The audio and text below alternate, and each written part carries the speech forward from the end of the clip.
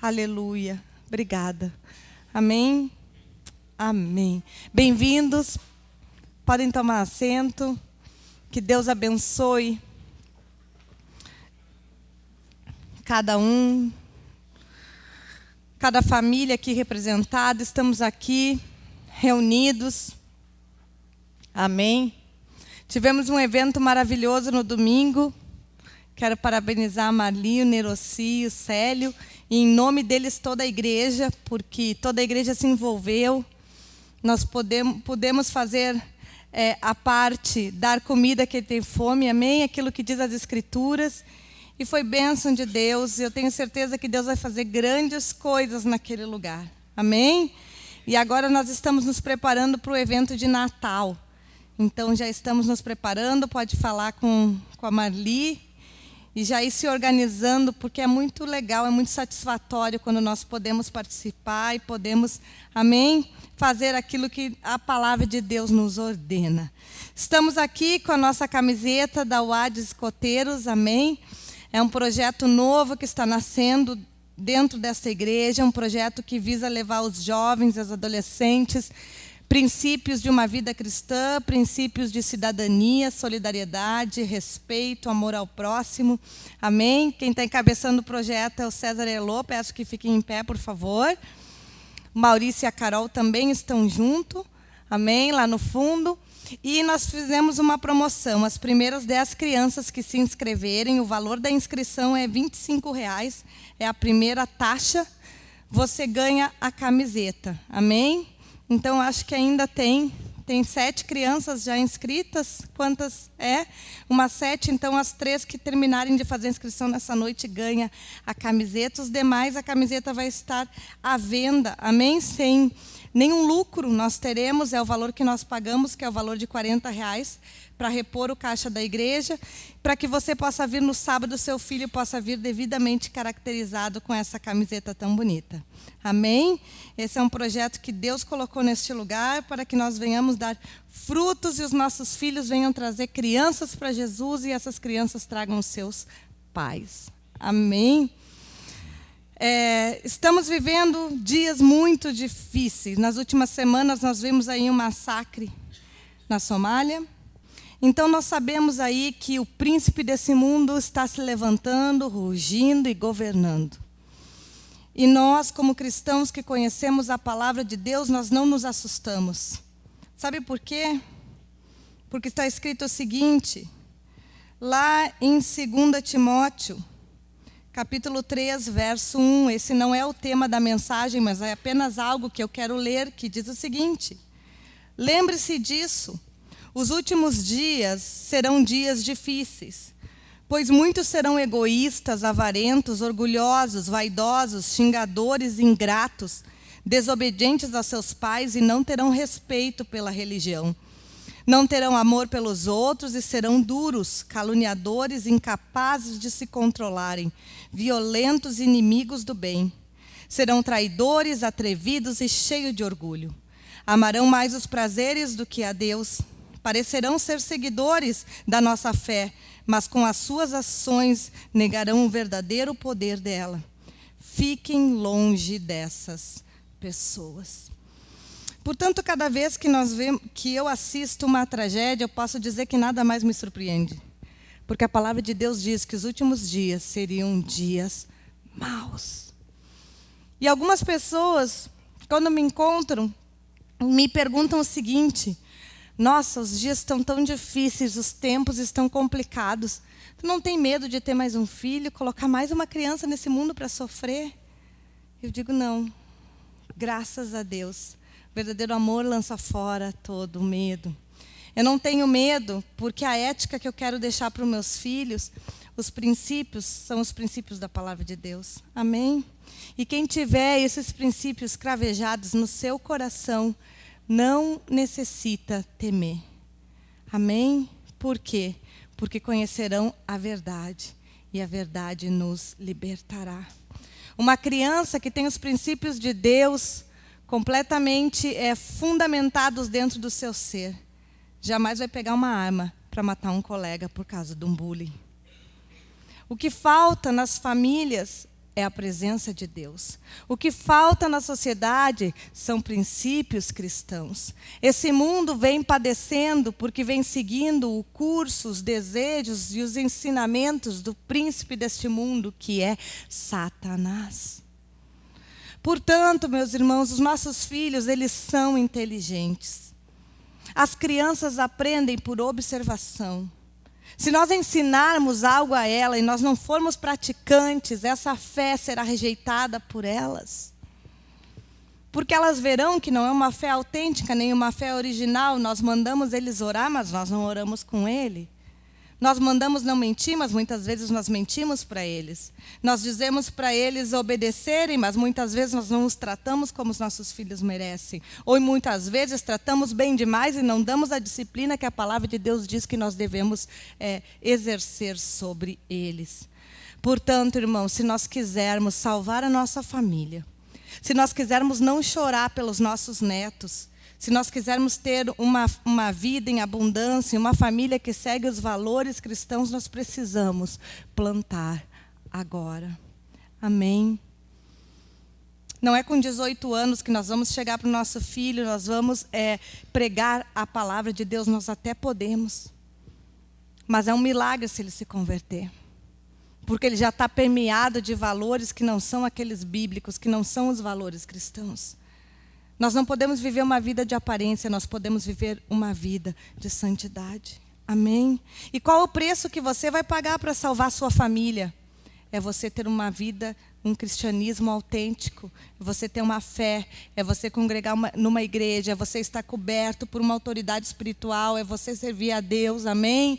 É você colocar em prática aquilo que nós aprendemos cada culto. E nem assim nós temos a garantia de que eles não se desviarão para a direita ou para a esquerda. Mas o nosso dever como pai, como mãe, é ensinar. Amém? Eu quero falar hoje sobre princípios de uma nova vida, que está na carta aos Efésios, capítulo 4, versículo 25 ao 32. Princípios de uma nova vida.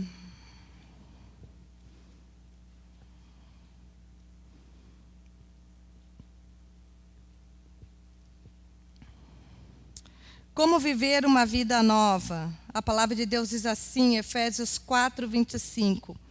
Por isso, não mintam mais, que cada um diga a verdade para o seu irmão na fé, pois todos nós somos membros do corpo de Cristo. Se vocês ficarem com raiva, não deixem que isso faça com que vocês pequem, e não fiquem o dia inteiro com raiva. Não deem ao diabo oportunidade para tentar vocês. Quem roubava, não roube mais, porém comece a trabalhar a fim de viver honestamente e poder ajudar os pobres. Não digam palavras que fazem mal aos outros, mas usem apenas palavras boas que ajudam os outros a crescer na fé e conseguir o que necessitam, para que as coisas que vocês dizem façam bem às pessoas que ouvem. E não façam com que o Espírito Santo de Deus fique triste, pois o Espírito é a marca de propriedade de Deus colocada em vocês, a qual é a garantia de que chegará o dia em que Deus os libertará. Abandonem toda amargura, todo ódio, toda raiva. Nada de gritaria, insultos e maldade. Pelo contrário, sejam bons e atenciosos uns para com os outros, e perdoem uns aos outros, assim como Deus, por meio de Cristo, perdoou vocês. Amém. Pequeno trecho da palavra de Deus, mas que traz princípios que nós podemos aplicar e viver durante toda a nossa vida. E se nós vivermos apenas estes princípios desta palavra, as pessoas olharão para nós e reconhecerão o caráter de Cristo em nós. Amém? Sabe, o processo de conversão, ele é um processo difícil. Porque a conversão vem de convergir, vem de mudar de caminho, vem de fazer as coisas diferentes, vem de ser transformado. Todos nós gostaríamos de nos converter de forma completa, não é verdade? Em um dia. Mas nós sabemos que existe uma natureza humana, que todos nós temos, que temos uma história, uma tradição, uma educação, uma cultura, uma personalidade, um temperamento, uma história de vida, que nos faz muitas vezes com que nós tenhamos um tipo de comportamento A, B ou C dentro de cada um de nós. Amém?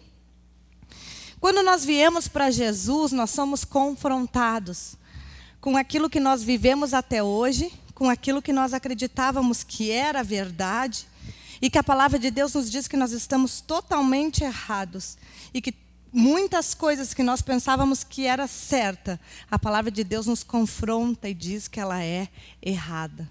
Muitos modelos que nós copiamos de pessoas que aparentemente nós acreditamos que são pessoas bem-sucedidas, a palavra de Deus nos mostra que diante de Deus elas são fracassadas, porque não obedecem.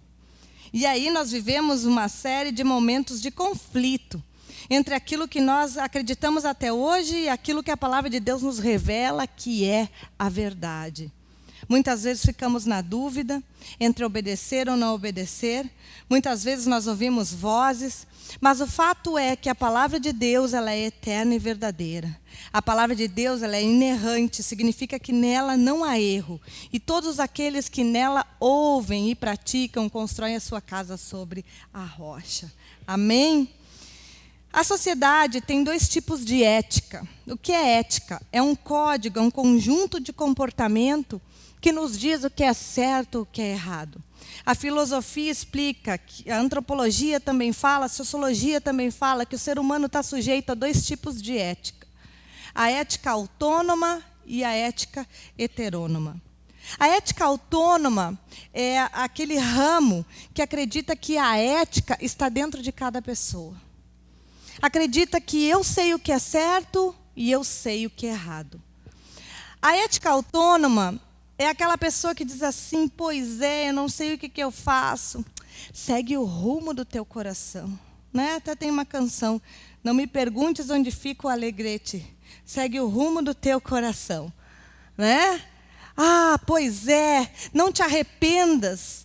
Aqueles besterol de Facebook, não me arrependo do que eu fiz, vou me arrepender do que eu não fiz. E uma série de posts que eu dou risada, porque eu comparo com a sabedoria de Provérbios e eu vejo que é lixo, perto daquilo do que a palavra de Deus nos ensina.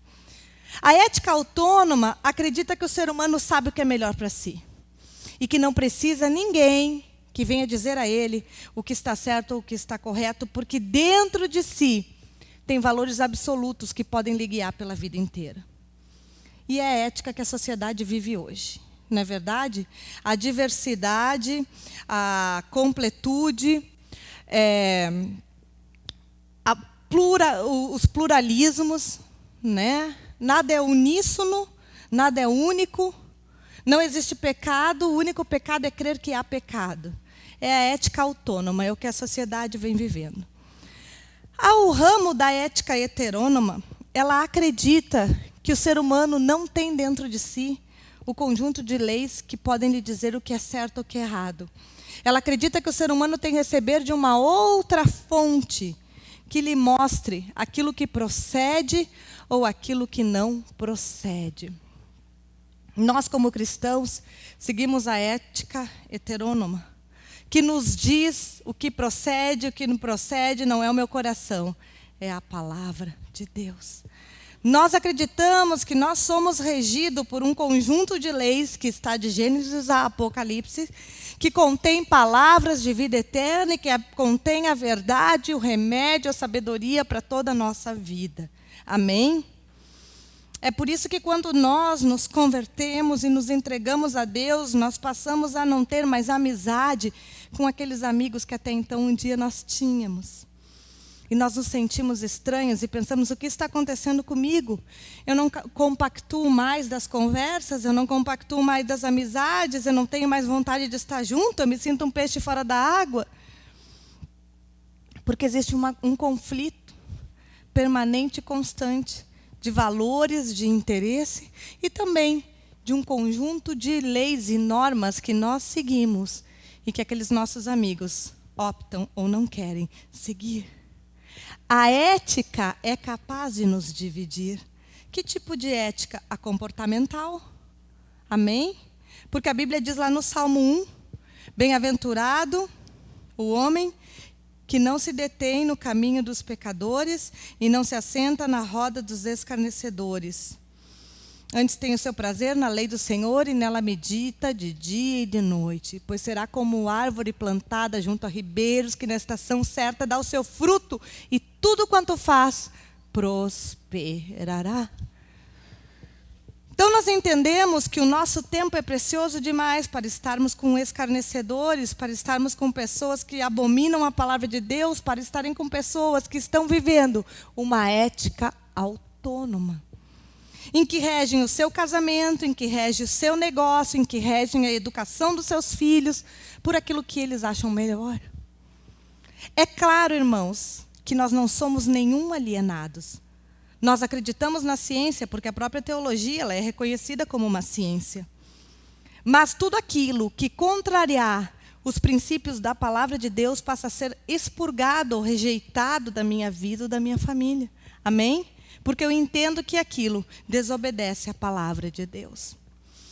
Então, nós cristãos que seguimos a ética heterônoma, nós temos como código comportamental de conduta a palavra de Deus. Amém? Nem mais nem menos a palavra de Deus. A nossa doutrina é a palavra de Deus, única e tão somente.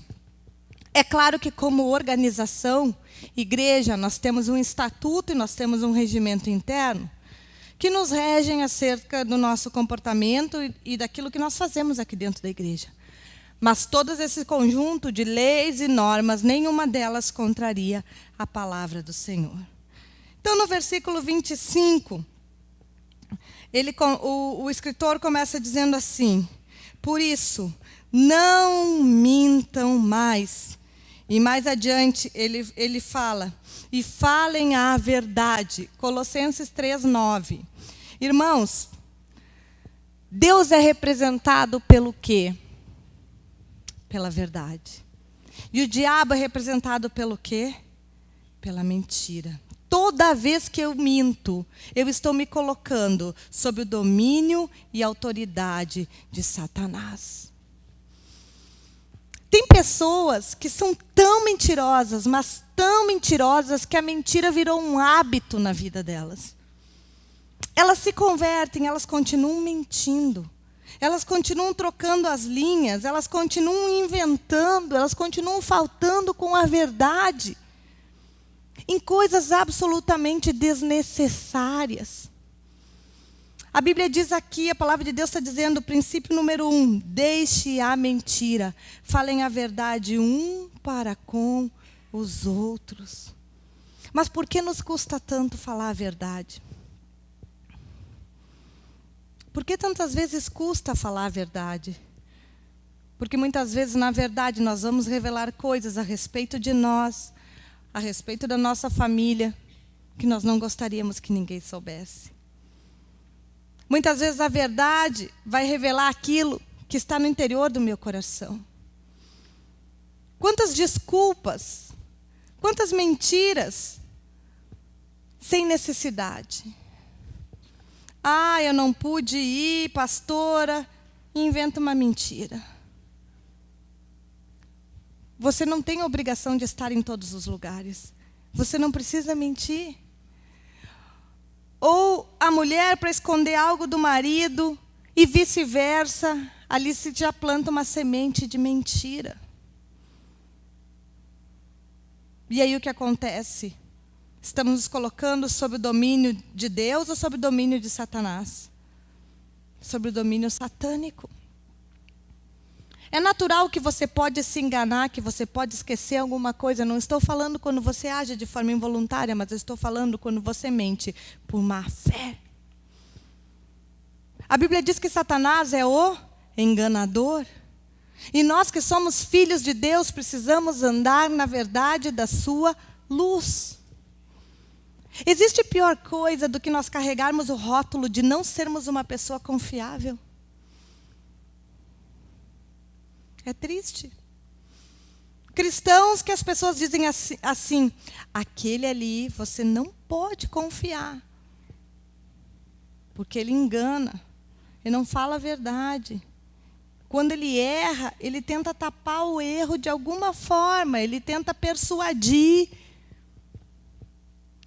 E aí eu me questiono, o que nós, muitas vezes, como igreja cristã no Brasil, temos ensinado, se as pessoas vêm à igreja e continuam e prosseguem mentindo.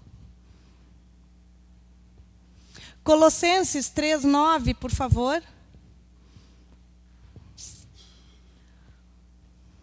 A Bíblia diz: não mintais uns aos outros, pois que já vos despiste do velho homem com seus feitos.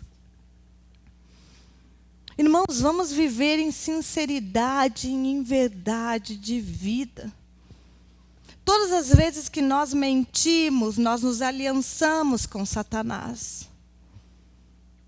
E todas as vezes que nós mentimos sobre fatos, nós envolvemos outras pessoas e algemamos essas pessoas ao nosso pecado da mentira. E o versículo 25 fala sobre não mentirmos, e além de não mentirmos, a Bíblia fala sobre a importância de nós falarmos a verdade. Qual verdade? A palavra de Deus. Muitas vezes eu não minto com minhas palavras, mas eu minto com meus atos. Eu não vivo aquilo que eu aprendo, eu não vivo aquilo que eu ensino, eu não vivo aquilo que eu prego. Só falta eu dizer, Jesus é muito bom para os outros, mas não para mim. Isso faz com que nós não tenhamos credibilidade, e não apenas diante dos homens, mas diante do mundo espiritual. Para termos autoridade diante do mundo espiritual, precisamos viver aquilo que nós estamos pregando. Olha para uma criança e veja como no interior dela existe a tendência à mentira. Ou não existe? A criança é pura por sua essência? Essa é uma visão de Freud. Por que nós estamos criando os escoteiros para ensinar sobre eles o quê? Princípios cristãos. Princípio número 1, fale a verdade. Ainda que isso demonstre o que há no seu interior, ainda que isso traga alguma falha, ainda que isso demonstre alguma fraqueza. Crianças que não falam a verdade hoje são os adultos que vivem a hipocrisia do amanhã. E talvez vocês possam pensar, nossa, que tema ridículo que a pastora está pregando hoje. Você pode pensar, nossa, que coisa tão elementar. Irmãos, mas no meu ofício pastoral, uma das coisas que eu tenho visto é a vida das pessoas simplesmente se desmoronar por viverem de mentira em mentira. Mentira nos relacionamentos, mentira no exercício da sua profissão, mentira para consigo mesmo. Quantas vezes nós mentimos? Ah, Senhor, está tudo bem. E o Espírito Santo de Deus, que conhece todas as coisas, sabe que não está tudo bem, sabe que está um tormento dentro de nós. Mas nos custa enxergar e dizer, Senhor, eu sou falha nisso, nisso e nisso, e eu não consigo. E eu quero amar o meu irmão, mas quando eu olho para ele, eu sinto raiva. Sabe, irmãos, isso é sermos sinceros diante de Deus. É falarmos a verdade, porque o Espírito Santo de Deus só vai poder curar nossa alma quando nós reconhecemos. Porque o Espírito Santo, ele é um cavalheiro. Como é que o Espírito Santo vai restaurar um casamento? Hein, Maurício? Lá no Casados para Sempre. Onde o casal diz, a gente, na verdade, nem precisava fazer esse curso, porque a nossa vida é perfeita e maravilhosa. Tanto tempo juntos. E aí, a cada lição, a nossa ética autônoma vai caindo e vai vindo a ética heterônoma. E nós vamos vendo que o modelo que nós aprendemos do nosso pai e da nossa mãe não é o melhor. E que nós temos que viver aquele modelo que a palavra de Deus nos diz que é o verdadeiro. Quanta bagagem, quanta essência nós somos formados, e são coisas que precisam ser literalmente destruídas. O quanto nós precisamos ser sinceros no nosso casamento, com o nosso parceiro. E a parceira precisa aguentar a sinceridade, amém? Porque às vezes o parceiro quer ser sincero e quer falar realmente como pensa, e o outro não suporta, não aceita, começa a brigar. Mas se nós estamos pregando, fala a verdade um para com os outros, nós precisamos suportar a verdade do meu próximo. Ainda que eu não concorde, mas eu preciso saber ouvir. Porque o Espírito Santo só vai agir quando nós reconhecermos. Porque Ele é o príncipe, Ele é um cavalheiro, e Ele jamais vai fazer nenhuma obra em nosso interior, se nós não dissermos, eu preciso de Ti. Amém? Então, irmãos, vamos ser sinceros uns para com os outros. Não vamos criar mentiras desnecessárias. Às vezes a gente confirma que vai em algum lugar, dá um imprevisto, não consegue ir. Vou dar só uma mentirinha. Não, irmãos. Nós não precisamos, nós somos filhos da luz, nós vivemos na luz. E você pode ver que na maior parte das vezes que nós mentimos, nós estamos tentando nos proteger. Nós estamos tentando esconder algo. Nós estamos tentando mostrar. Vamos ser sinceros. Se existe algo que não está agradando, fale com a pessoa que você está magoado. Amém? Seja sincero, irmãos. Chame a pessoa e diga, irmão, eu estou chateado. Ora por mim. Eu estou magoado. Sabe qual é o problema? É que nós não temos, às vezes, a coragem de olhar nos olhos e dizer o que realmente nós sentimos. Mas eu preciso aliviar o meu interior. Daí eu vou jantar lá na Renata. Daí eu falo, Renata, tenho que te contar uma coisa. Meu pastor... E blá, blá, blá, blá. Daí eu encontro o pastor no culto. E aí, Aline, tudo bom? Tudo bom, pastor. Deus te abençoe. Isso era uma benção. Meu Deus. Traindo maldição para quem? Para o pastor ou para mim? Para mim. Quer ter autoridade no mundo espiritual? Você quer ter as suas orações respondidas? Você quer ter graça diante de Deus? Seja sincero. Às vezes é verdade que as pessoas não vão aceitar a nossa sinceridade. Às vezes as pessoas vão nos rejeitar porque nós somos sinceros. Eu tenho um problema, não tenho tramela na boca. É algo que eu quero que Deus trate na minha vida. Porque se eu gosto, você vai ver na minha cara. Se eu não gosto também. A gente precisa trabalhar isso em nós. Deus sabe que eu preciso trabalhar isso. Mas eu sou sincera. Na maior parte do tempo eu sou sincera. E amém por isso. Isso me traz benefícios e muitos prejuízos. Mas nós precisamos, diante de Deus, andar em verdade. Amém? Vamos ser sinceros, igreja. Princípios para uma vida cristã. Princípio básico, não minta.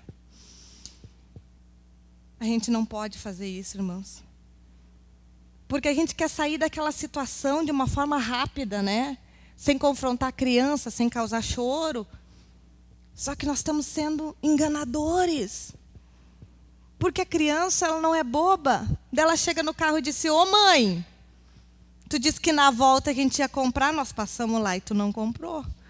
Não, mas sabe o que é, filha? É que agora o pai chegou em casa, a gente tem que ir para casa jantar. E aí nós vamos criando uma desculpa em cima de uma desculpa, uma mentira em cima de uma desculpa. Quando, na verdade, nós vamos dizer, não, eu não vou comprar essa boneca. Vai jogar no chão, vai gritar, vai chorar. E a gente, como pai e mãe, quer evitar esse momento, né? De confronto, de vergonha também. Mas se nós não formos sinceros desde agora, Os nossos filhos não vão acreditar em nós quando nós dissermos um dia, de verdade, na volta, a gente compra. Amém? Então, são pequenas atitudes que, confrontando com a palavra de Deus, nós vemos que nós não estamos vivendo o Evangelho na sua essência. Se nós não podemos mentir os adultos uns para com os outros, quanto mais para as crianças. Amém? Para que nós possamos ter uma credibilidade, para que os nossos filhos possam confiar em nós, nós precisamos sempre falar a verdade. Amém? Às vezes nós podemos poupá-los de situações difíceis e que são complexas, que eles não entendem. Mas nós não podemos dizer, na volta a gente compra, e passar na volta e não comprar. Princípio de uma nova vida. Número 2. Esse aqui é difícil. Pode voltar lá? Por favor, Efésios 4, 25, 32. Versos 26. Diz assim: se vocês ficarem com raiva, não deixe que isso faça com que vocês pequem. E não fique o dia inteiro com raiva. Não dê ao diabo oportunidade para tentar vocês. Verso 26, por favor. Irai-vos e não pequeis, não se ponha o sol sobre a vossa ira. Veja que o versículo fala, irai-vos e não pequeis. Você vai pensar, mas é possível ter ira e não pecar? É possível. A ira, a raiva, é um sentimento natural do ser humano.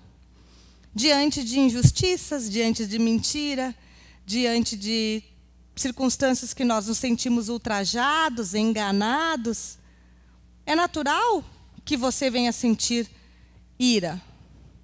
É natural que você venha sentir raiva. Isso faz parte do nosso contexto, dos nossos sentimentos. A questão é como eu e você nos deparamos quando temos ira. Como eu e você nos deparamos como temos raiva. A Bíblia diz, irai-vos e não pequeis. Está dizendo, tenha raiva, mas não exceda. Tenha raiva, mas vigie o seu comportamento. Jesus teve raiva, Jesus quebrou todos os ambulantes que vendiam no templo. Jesus tinha todos os temperamentos dentro dele, e ele era o equilíbrio. É natural o ser humano sentir raiva? Mas não é natural o ser humano viver com raiva. Amém? Não é natural nós, numa situação de raiva, nos excedermos e termos aquela ira passional. Aquela ira que leva à morte, aquela ira que leva à violência, aquela ira que leva a palavras desagradáveis. Irai-vos e não pequeis, significa, você pode até ficar irado, mas se contenha numa camisa de força. Amém? Imagine uma camisa de força espiritual em você. É isso que o versículo está dizendo. Não se ponha o sol sobre a sua ira. O que está dizendo? Conserte antes que a coisa fique maior do que ela é.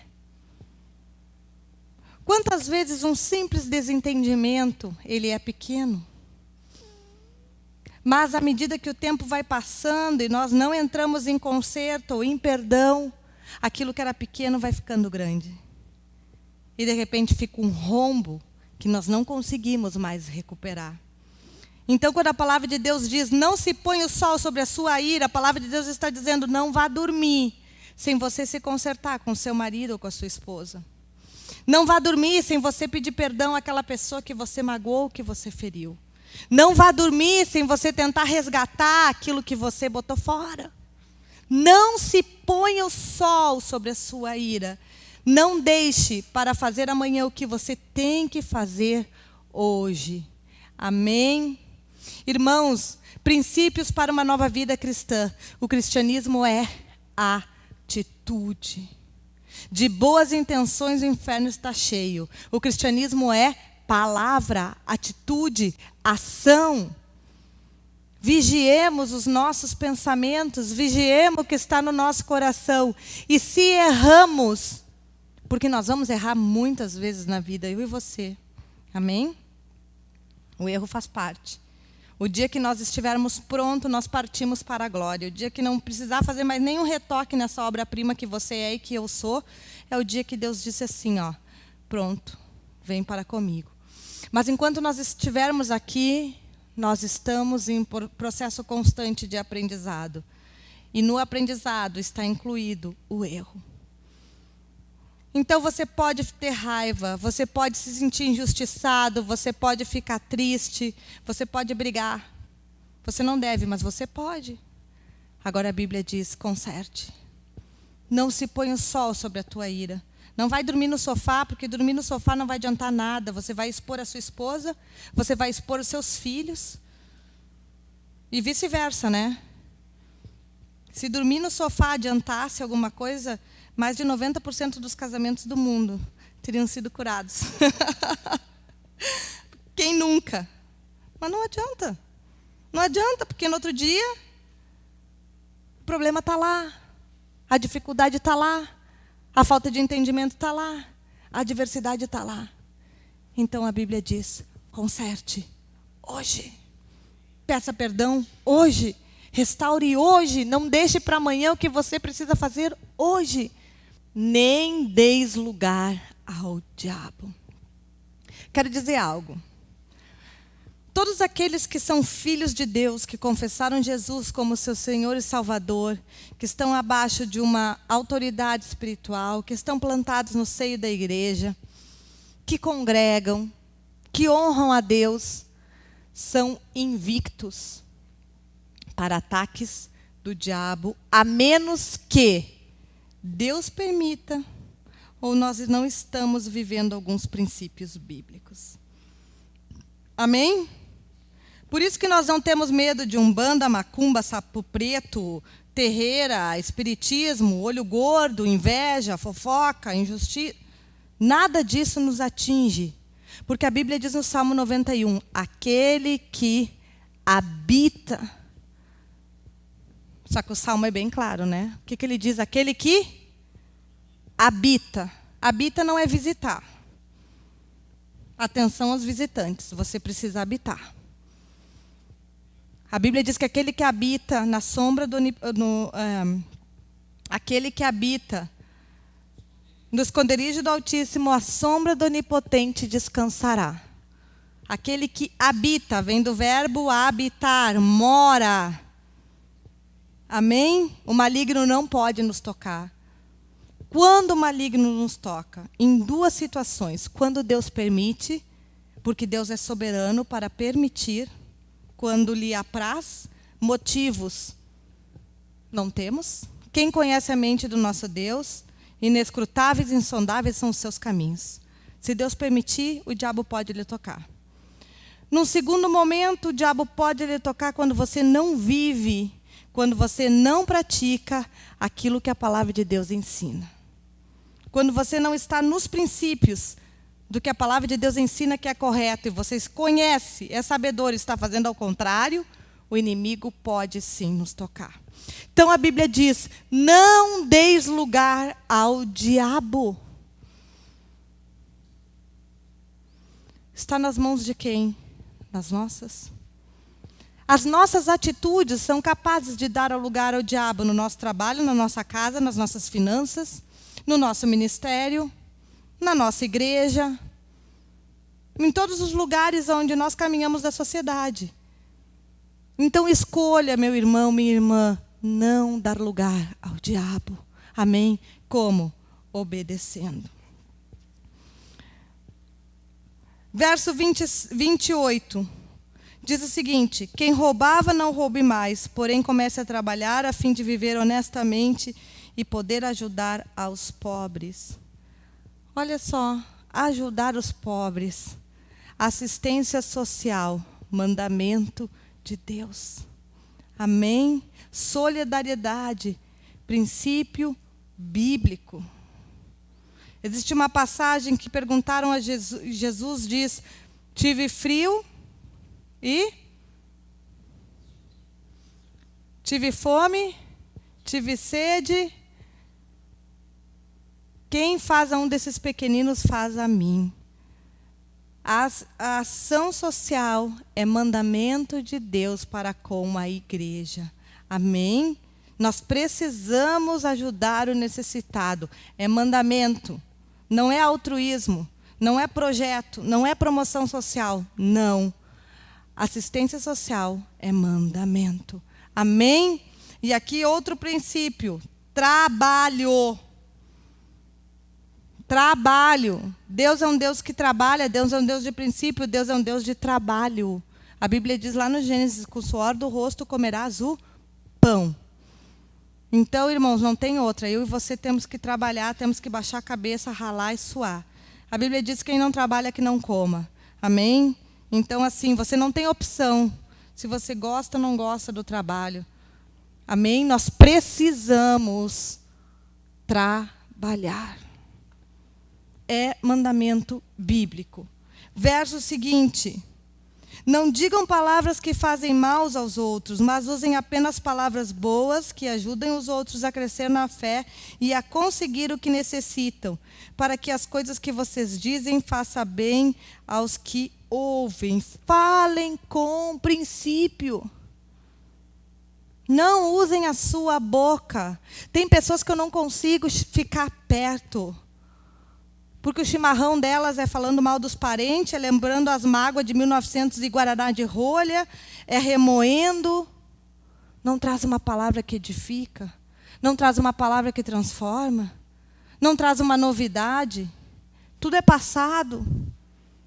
São palavras torpes, palavra fútil, palavras sem peso, palavras sem sabedoria, palavras sem conhecimento, palavras chulas.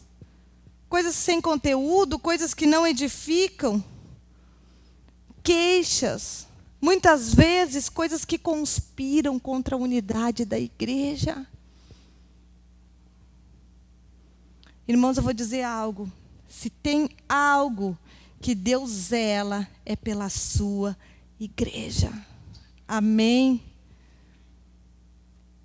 A menina dos olhos de Deus é a sua igreja. Porque a igreja é responsável por ser guardiã e estabelecedora do reino de Deus na face da terra. Amém? Portanto, irmãos, Deus tem inúmeras igrejas. E cada uma delas vai ter um perfil que vai se adequar ao meu e ao seu. Amém? Mas não destrua a igreja, porque Deus vem com justiça. Não conspire contra a igreja. Amém? Coloque para Deus a sua insatisfação, chame os pastores, os líderes, fale e converse. Mas não conspire contra. Porque Deus vai requerer de cada um de nós. Nós somos o seu corpo e a sua unidade. Quantas coisas fúteis nós falamos que acabamos muitas vezes impelindo as pessoas de virem para a igreja. De congregarem, de conhecerem a igreja. Eu não falo esta igreja, eu falo a igreja de Cristo. Amém? Seja ela qual for, seja a igreja luterana, seja a igreja presbiteriana, seja a Assembleia de Deus, seja a igreja batista. A igreja. Verso seguinte. Não façam com que o Espírito Santo de Deus fique triste. O Espírito de Deus habita em nós. Amém? Ele se move, ele mora no nosso coração. E a palavra de Deus diz que as nossas atitudes o entristecem. Porque ele clama por nós, ele ora por nós com gemidos inexprimíveis. O que temos feito tem entristecido ao Espírito de Deus que mora em nós ou não? Temos a sensibilidade e a consciência de avaliar as nossas atitudes ou não? Às vezes nós temos uma consciência embotada e a própria psicologia explica isso. Precisamos pedir, Espírito Santo, me mostra as minhas atitudes. Espírito de Deus, eu tenho te entristecido, me mostra onde eu tenho falhado. Porque às vezes nós não conseguimos fazer uma autoanálise, às vezes nós temos dificuldades, às vezes a nossa consciência não permite que nós sejamos sinceros conosco. Mas precisamos pedir: Espírito de Deus, tenho te entristecido? Verso 31. Abandonem toda a amargura, todo o ódio e toda a raiva. Aleluia. Amargura. Quantas vezes nós carregamos a amargura no nosso casamento, nos nossos relacionamentos, até no nosso próprio ministério, por coisas que já passaram. As pessoas se acercam a nós e nós somos tristes, nós somos incapazes de dar um elogio, incapazes de reconhecer algo de bom que alguém fez. Porque onde as pessoas enxergam colorido, eu só consigo enxergar tudo cinza. Porque no meu coração tem o quê? Amargura. Mas o Espírito Santo de Deus, Ele é o mestre em remover nossas feridas, em curar, em sarar, em nos libertar, amém? E trazer ao nosso coração alegria, trazer ao nosso coração paz, amém? Muitas vezes a amargura nos torna insensíveis à voz de Deus. Estamos amargurados, revoltados, tristes com o nosso trabalho, com a nossa família, com a nossa igreja. E Deus quer falar conosco, Deus quer ministrar. E aí no nosso coração nós nos tornamos insensíveis, duros. Não ouvimos aquilo que o Senhor quer fazer nas nossas vidas. Então não vamos resistir ao Espírito Santo. Vamos pedir: Espírito Santo, se a minha consciência não me mostra, eu quero que Tu me mostre onde eu tenho falhado. Espírito Santo, eu acho que tudo que eu faço é certo, a minha ética é autônoma, e eu acho que tudo que está no meu coração é o que eu tenho que fazer. Eu acho que eu respondi porque eu fui instigada a responder. Eu acho que eu fui provocada. Seja sincero diante de Deus. E peça: Senhor, eu quero ter a ética da Tua palavra dentro de mim. Eu não quero ter uma consciência embotada, eu quero ter uma consciência que me mostra cada dia, cada passo, o que eu tenho feito, como eu tenho caminhado. Ser Tu meu analista. Ser Tu aquele que olha para dentro de mim. Porque a palavra de Deus, irmãos, consegue penetrar onde nenhum psicólogo ou psicanalista consegue. Que é ali, juntas em medula, alma e espírito. Ali, a palavra de Deus é capaz de penetrar. E é onde o Espírito de Deus quer entrar nessa noite. Para que nós tenhamos princípios cristãos consolidados em uma vida cristã autêntica. Nós não somos perfeitos, não somos. A Bíblia diz que aquele que diz que não erra é mentiroso. Mas nós precisamos ser autênticos. Existe diferença entre perfeição e autenticidade.